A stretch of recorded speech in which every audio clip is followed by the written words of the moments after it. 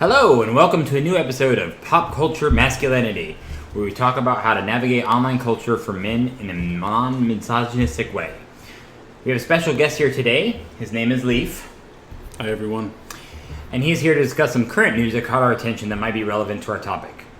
So, between when I recorded my last video and now, WAP came out, and conservatives like Ben Shapiro lost their minds.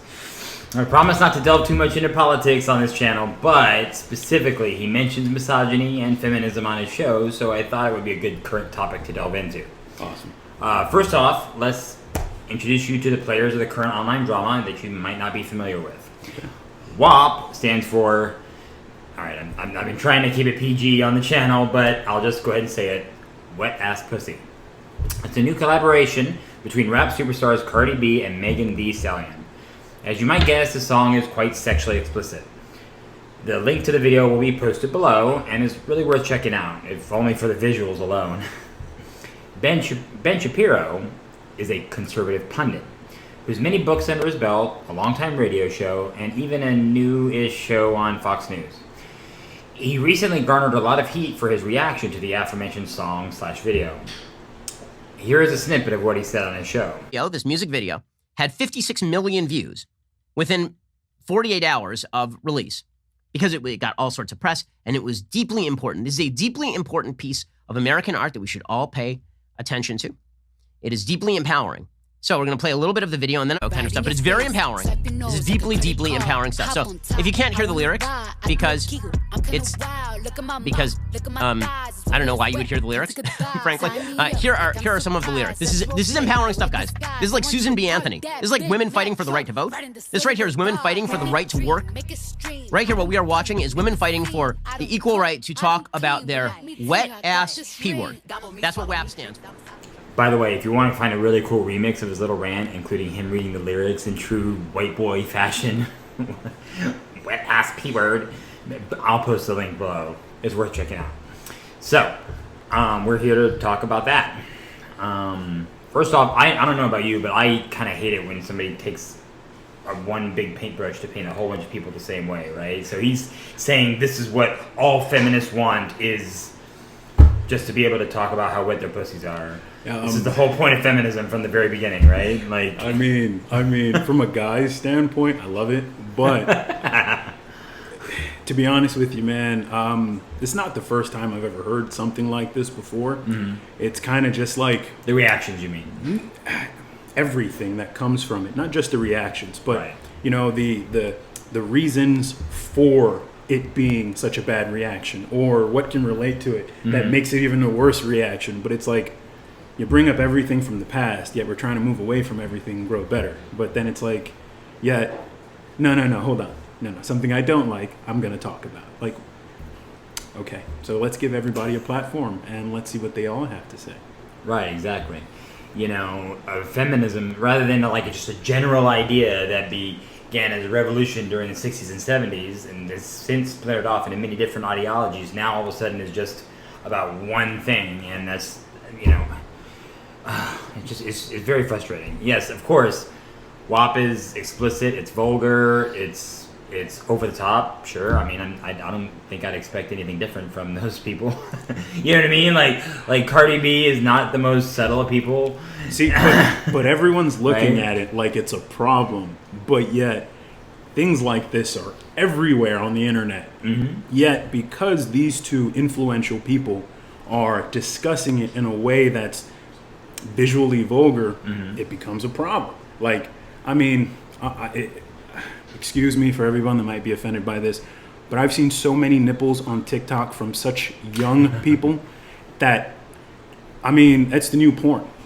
So, I mean, why would a music video that someone got paid millions of dollars to do offend me when you're purposely putting it out there for us to watch? Right, exactly. Like, I mean, where's the censorship, you know? It's really what offends them so much, in my opinion, is just the female agency of it all. Like them taking ownership of it, you know, and even says it on there, you know, it's true empowerment, blah blah blah blah. But there's been a long history of misogyny and braggadocio, and guys bragging about their sexual prowess, their dicks, all this other kind of stuff in rap songs for decades now. Not just not rap, a problem. Not just rap, because if we really take it back to all style music, I mean, if we go far back to scat, we got Minnie the Moocher. That's a song about a prostitute. Back then, it was controversial. Then we go forward, we got Chuck Berry. Come on, Maybelline, controversial. And then we just keep going, and it's like, dude. If you're gonna mention Chuck Berry, you have to mention My Dingling. I mean, but right. So, but if you look at every single thing, it's like no, we don't want these, ethnic people being too popular. So let's pick on something of theirs. Right. And I don't want to be the victimized person to just go because I'm such and such ethnicity. I feel attacked. Nah. I mean, I'm the least person to ever feel attacked, and I'm not offended by anything going on. But I'm offended by somebody feeling offended by something they don't understand.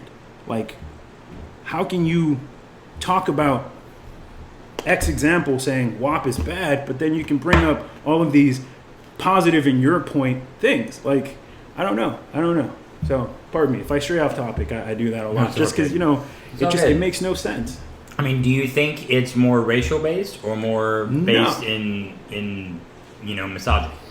It's misogyny all around, because what is being told is these people are trying to influence, but they're not. They're putting you down because they're making you be vulgar. So being vulgar is bad. But it's like, you're telling me this is bad. I never thought it was bad when I saw it on TV. It had for you or someone else to come at me and say, no, that's not right. You shouldn't like that. But I promise you got Jeb and Tim and Tom sitting at home waiting for their wife to walk out the room and just go, God, I want to see some WAP. I promise you, man. And that could be any color. That's from white to orange. Everybody likes WAP, man or woman, okay? So, I mean, if it ain't wet, don't penetrate it. Just say it. Right. Message. Exactly.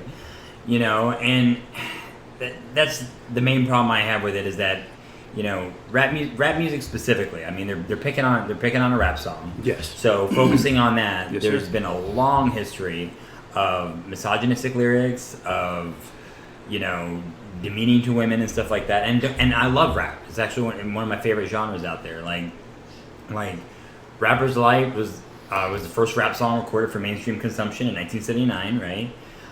But the genesis of it goes further back, like you were talking about, the scat of the 30s I gotta correct you. 40s. Rapper's Delight wasn't the very first one, because prior to that we had Run DMC. Prior to that we had Furious 5, Grandmaster Flash and the Furious 5. So if we're gonna go into everything, The first one set to LP though was Grandmaster Flash and the Furious 5, but it wasn't considered Flash. I mean, rap, it was considered funk. Oh, okay. So, well, I mean, you can put George Clinton and stuff like that into that Even more. category as well, There you right? go. So yeah. Funkadelic. Funkadelic. Yeah. That's just from a whole other planet. Yeah. In general. True. But I mean, But generally speaking, it's been considered to be like the more influential one. Oh yeah. With the 14-minute long version and stuff like that. Yes. But like you said, it does go back to the scatting of the 30s and 40s. Even further back, you could trace the roots all the way back to the Negro spirituals of the 1800s and stuff like that. So it just like another one of my favorite genres, country music. Its roots go back far, but it's complicated AF, right? Oh yeah. Even like, I mean, I use Rapper's Delight as an example because I love the song. I got the whole 14-minute version long, like memorized frontwards and backwards. I could do it on karaoke right now. I'll hop the mic. I'll jump to myself and back. I don't care. I'll do every verse, right? But and it's a fun song. It's lighthearted. It's meant to. It's not like very, very deep or meaningful lyrics or anything else like that. But even in there, you have a very often quoted one piece of just a tiny bit of misogyny. Hotel, motel, Holiday Inn. How does it go? I'm not gonna go there. Hotel, motel, Holiday Inn. You say if your girl starts acting up, then you take a friend. So there you go, right? So I mean, it's there from the very beginning. Again, no problem from conservatives necessarily. Like again, you can quote all throughout. Even Run DMC had misogynistic lyrics. Everyone did, yeah. Right, Yeah, you know, everyone like it's always been part of the culture almost, but it hasn't been a problem until women recent. come up Well, with it. until what you could say the 21st century, it became a problem. But I think it became a problem due to popularization. It stopped being that group of people in the corner listening to it, and it became everywhere. When it started smacking people in the face at home with the sound, it became bad. And